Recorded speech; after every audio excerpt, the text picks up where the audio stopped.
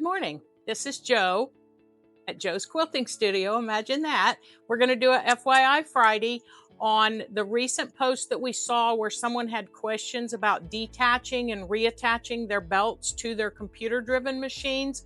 We have both style of belt lockdown systems in here, so we're going to show you both those different types.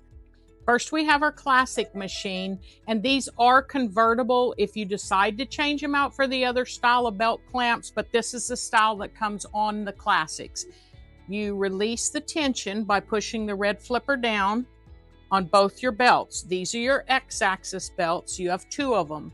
So you move the clamp off of there, off the sew head, and get the piece out of the way so that your sew head doesn't catch on it as you're doing free motion. You have one clamp that goes to your Y-axis belt.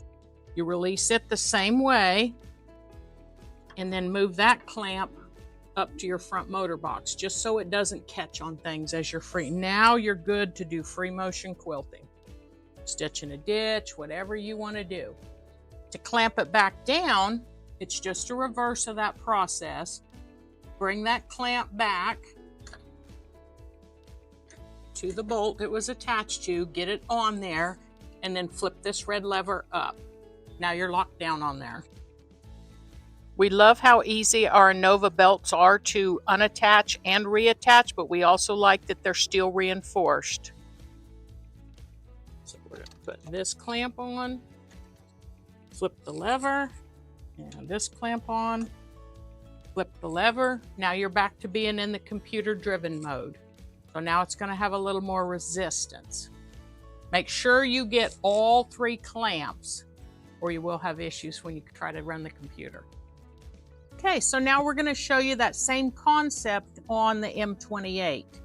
It's a little bit easier in that you don't have flippers to release. It's a magnet, so once you pull that down firmly, and move them out of the way, you're good to go.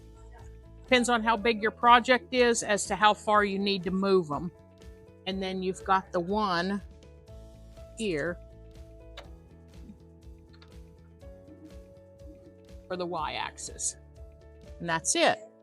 The fun thing is when you go to reattach them, because it is a magnet, once you get that lined up and there's slots in the bracket for those pegs, boom, done.